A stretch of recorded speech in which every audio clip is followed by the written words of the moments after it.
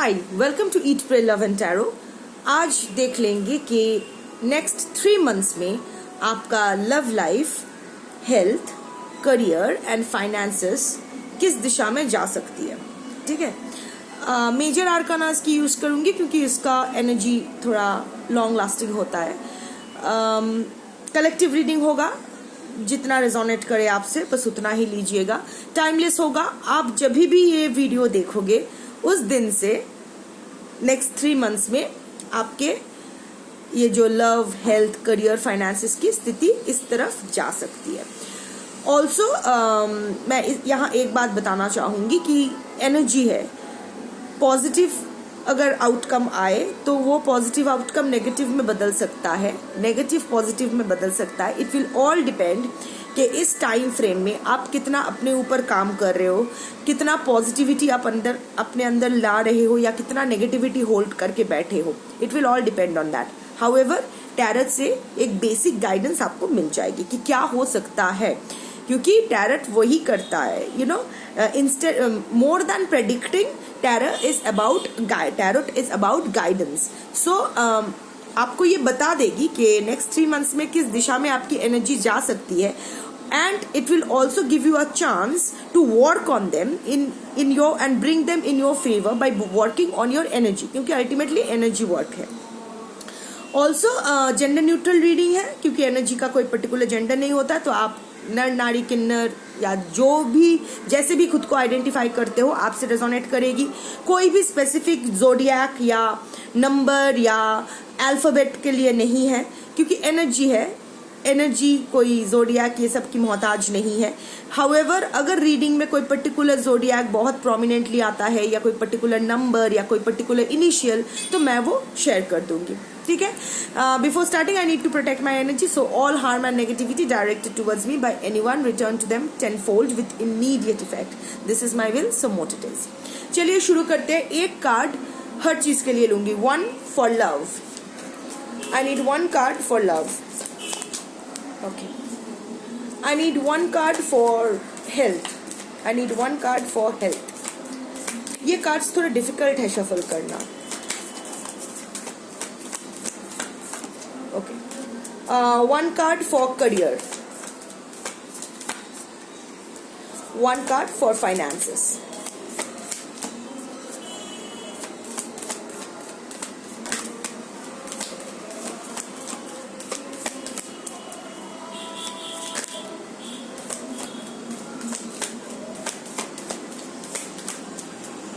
Finances का नहीं आ रहा है, देख लेते हैं। ओके, उड़ के गया, देखते हैं। But just give me 1 moment, my child needs me. Okay, sorry. तो मैं अभी देख लेती हूँ कि क्या कार्ड्स, 4 कार्ड्स क्या क्या आए हैं। ओके, फर्स्ट कार्ड जो लव के लिए आया है मेरा फेवरेट है, अर्धनारीश्वर, दैट इज टेम्परेंस। सो अगर ये कार्ड की एनर्जी मैं चैनल करूं तो ऐसा होगा कि आपके मेरे जो कलेक्टिव ये देखेंगे तो आप में ना एक ठहराव आएगा। अभी जो आप बहुत इम्पल्सिव फील कर रहे हो, बहुत इजीली ट्रिगर्ड हो रहे हो, आप में ना एक पेशेंस आएगी। Of course temperance is the card of balance, but more than balance, you know, एक कार्ड के बहुत सारे मीनिंग्स होते हैं। इट ऑल डिपेंड्स कि कौन से रीडिंग में आया है और उस वक्त क्या एनर्जी चैनल हो रही है। तो मैं जो ये एनर्जी चैनल कर रही हूँ इस कार्ड से, ये कार्ड का यही एनर्जी है कि you will become more patient in the coming 3 months. एक ठहराव आएगा आपके अंदर, आप कंटेंट रहोगे। It's not being happy. ऐसा नहीं है कि आपको सब कुछ मिल गया, बहुत ही यू नो जॉयस, ये वो, ऐसा नहीं है। बट आप you will be in a happy state of mind regarding your love relationship, whatever. अगर आप इन कांटेक्ट हो, नो कांटेक्ट हो, डजंट मैटर कि आप कौन से सिचुएशन में हो, what ever the situation is, आप ये रियलाइज करोगे कि the male and the female, जो भी ये ईरा पिंगला नाड़ी है, जो भी मैस्कुलिन एंड फेमिनिन एनर्जी है आपके अंदर, आपको इसको बैलेंस करना है। Nobody is coming to save you. You can't seek the balance outside until and unless you are balanced inside. So वो आप रियलाइज करोगे, क्योंकि अभी भी स्पेशली जो लोग अपने हीलिंग जर्नी में हो वो लोग तो और भी you will B reaping the good results of your whatever healing you are doing to yourselves in the next coming 3 months. तो that way एक हार्मनी खुद के अंदर, ये मैं बाहर का नहीं देख रही हूँ, आप इन कांटेक्ट हो, नो कांटेक्ट हो, क्या हो, डजेंट मैटर, आपके पर्सन के साथ आपका रिलेशनशिप स्टेटस आउटसाइड वर्ल्ड में क्या है मुझे नहीं पता, पर when it comes to your inner peace you will be in a peaceful state of mind. आप कंटेंट रहोगे, आप में खुद में एक बैलेंस आएगा, इमोशनल बैलेंस आएगा. About your love life you will become a little more patient. Also आप एक्सट्रीम के बारे में नहीं सोचोगे, आप एक मिडिल पाथ लेने के बारे में सोचोगे. अभी आप ना दो चीज़ों के बीच ऑक्सीलेट कर रहे हो, दो एक्सट्रीम्स 0 और 100, इस बीच आपका कुछ नहीं है. पर नेक्स्ट 3 months में as you will become a little more patient, you will go more patient, आप में वो जो ठहराव आएगा, तो you will be in a better state of mind to make a decision for yourself, a long term decision for yourself regarding your love life and relationship in whatever form it is. तो next 3 months में आप आप जो अभी आपसे खो गया है ना, कि आप में वो कॉन्फिडेंस नहीं मिल रहा है कि क्या करूं क्या ना करूं, इसीलिए टैरो रीडिंग्स देख रहे हो, लोगों से पूछ रहे हो क्या करना चाहिए, कहाँ जाना चाहिए, ये ना आपको फिर पूछना नहीं पड़ेगा, ये सवालों का जवाब आपको खुद में मिल जाएगा. This is about your love and relationship in the coming 3 months. Next अगर हेल्थ के बारे में पूछूं तो हेल्थ के लिए फूल आया है. तो नेक्स्ट 3 months में एक्सपेक्ट सम अनएक्सपेक्टेड इलनेस. अचानक से कोई हेल्थ प्रॉब्लम होगी जो आप एक्सपेक्ट नहीं कर रहे होंगे. हाउएवर कुछ सीरियस नहीं होगा, but it will be a result of your reckless lifestyle.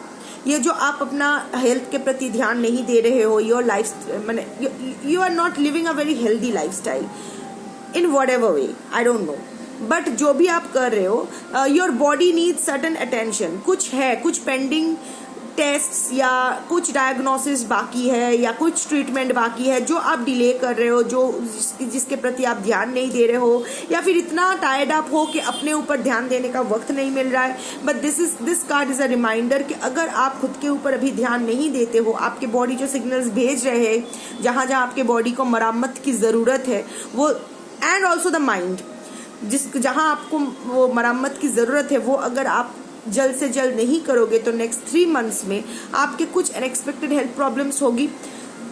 Serious नहीं, but that will be a lingering issue, बेकार में प्रॉब्लम क्रिएट करेगी, पैसा जाएगा. एंड ऑल्सो सी, पैसों से भी जो मोर इम्पॉर्टेंट थिंग है कि nobody can take your pen.